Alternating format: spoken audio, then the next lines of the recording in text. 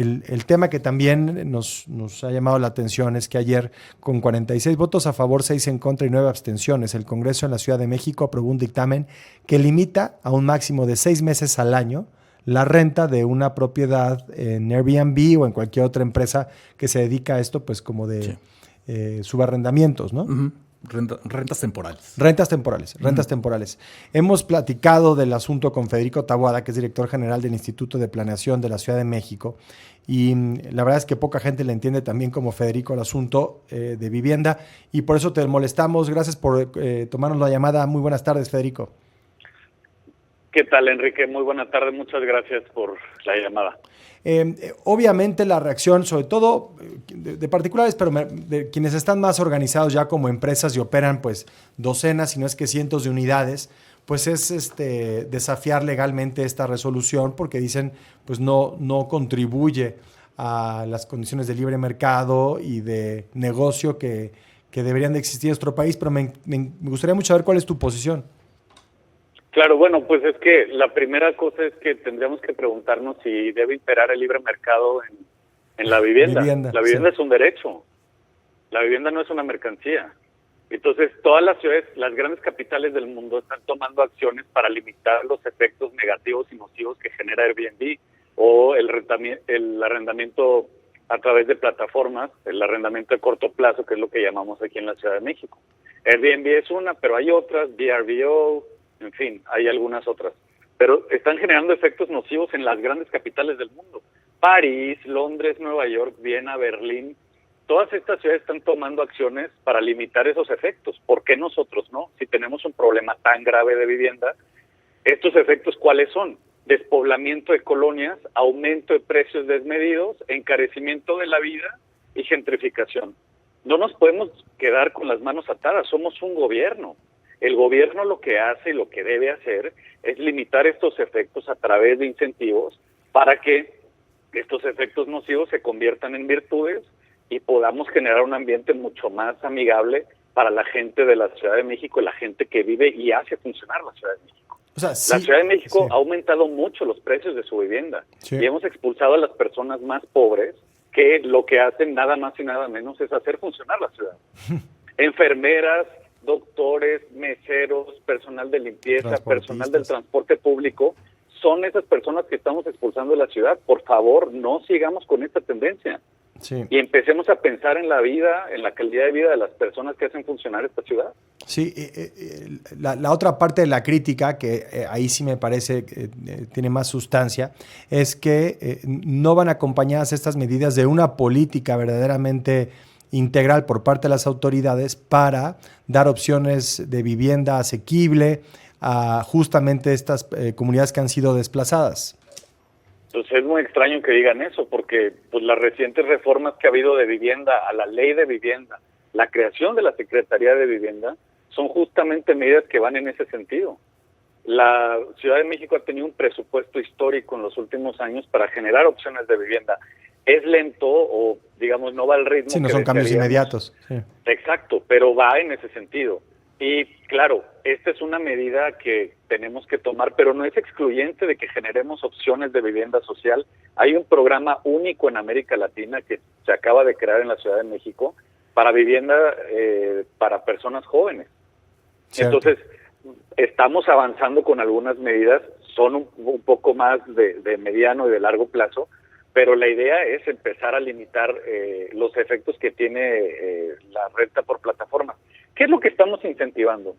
No estamos limitando la propiedad privada, todo lo contrario. Nadie le está quitando la propiedad privada a nadie. Lo que estamos diciendo es que preferimos que le renten su vivienda a alguien que vive y trabaja en la Ciudad de México sobre a alguien que viene a hacer turismo. Porque para la gente que viene a hacer turismo hay muchas opciones. Hay hoteles, hay hostales, hay casas de visita, etcétera. Pero en el caso de la vivienda lo que queremos es que se priorice la renta a las personas que viven en la Ciudad de México. Eso no es una limitante a la propiedad privada en absoluto. De hecho, si me permites a mí, hay mucha más certeza jurídica en la renta que hay en el largo plazo, contratos de 1 año, de 5 años, a personas, a familias de la ciudad, que lo que pasa cuando rentas a través de estas plataformas. Hemos recibido cientos de quejas diarias en el gobierno de la ciudad de vecinos que viven en un edificio y cuyos vecinos pues rentan a Airbnb y se pasan fiestas y pasan distintas situaciones que son incómodas para ellas y para ellos. Sí, Entonces, y no hay nadie que rinda cuentas, porque en realidad detrás de esto lo que hay empresas. Déjame hacer una muy breve pausa, Federico, no y te quiero preguntar después sobre cómo ha crecido esta idea de que son grandes fondos de inversión, capitales privados, los que están apropiándose de estas unidades y no necesariamente individuos para poder vivirlas. Entonces, volvemos en unos minutos aquí en tiempo real. Ya de regreso en tiempo real, platicando con Federico Taboada, el director general del Instituto de Planeación de esta Ciudad de México, sobre este tema, pues de limitar a 6 meses el tiempo que se puede rentar a una de estas empresas como Airbnb una propiedad. Y te preguntaba, Federico, por este fenómeno que hemos visto crecer en otras ciudades, en Estados Unidos, en Europa, en el que fondos de inversión dedicados a los bienes raíces, o no, pero fondos de inversión, estos capitales privados empiezan a comprar propiedades, unidades, pues no para vivirlas, no para rentarlas a largo plazo, sino para hacer negocio justamente con las plataformas, lo que pues agudiza más estos problemas, estos desafíos que tratan de enfrentar con la nueva legislación. Y la especulación incluso. Claro. Entonces, lo que tenemos que empezar a ver es justamente cuál es el efecto de que fondos de inversión sean propietarios de vivienda en la Ciudad de México. Por ejemplo, en las plataformas lo que hemos encontrado es que hay usuarios que tienen 500, que tienen 900 viviendas registradas. Uf. Entonces, obviamente el objetivo de ellos ante sus inversionistas pues es generar un retorno cada vez mayor. Y esa lógica me parece que puede imperar en muchos elementos de nuestra vida cotidiana, pero no en el de la vivienda. Sí, no, como dices, porque es un derecho, no es una mercancía. Pero además es un derecho el cual habilita derechos. Sin vivienda uno no puede gozar de una plena salud. Yo no conozco una persona en situación de calle que goce de plena salud. Tampoco conozco una persona en situación de calle que tenga maestría o doctorado. Es decir, la vivienda habilita derechos. También te da el derecho al agua. Sin el agua no puedes vivir y no la puedes obtener si no tienes una vivienda. Entonces, tenemos que empezar a priorizar el uso de la vivienda para las personas, para las familias de nuestras ciudades. Y la única manera de hacer eso es poner límites a este tipo de plataformas, a ese tipo de usuarios que acaparan la vivienda. Hay un concepto en el desarrollo urbano que es muy conocido, que acuñó un urbanista, un geógrafo que se llama David Harvey, que llama la acumulación por desposesión. Es decir, como que ciertos actores acumulen capital, propiedades, desposee de bienes que son básicos para la vida de personas, principalmente de menores ingresos. Entonces, si queremos una ciudad mucho más equitativa, con una mejor calidad de vida, tenemos que empezar a ponerle reglas al mercado de la vivienda. Claro. Y no es limitarlo, ni siquiera es acabar con la propiedad privada. Es lo que hacen todas las ciudades capitales de las grandes economías de mercado del mundo. Pues sí. Nueva York acaba de pasar una regulación a Airbnb nunca antes vista en la historia. No, bueno, entonces, además Nueva York ha tenido estas políticas de renta controlada también durante su historia en buenas partes de la ciudad, ¿no? Ese es un ejemplo y me parece importante como referencia internacional. Finalmente, tenemos un minutito, pero te pregunto, Federico, la posibilidad de que esto simplemente genere un mercado negro, decía la oposición, de alojamiento temporal.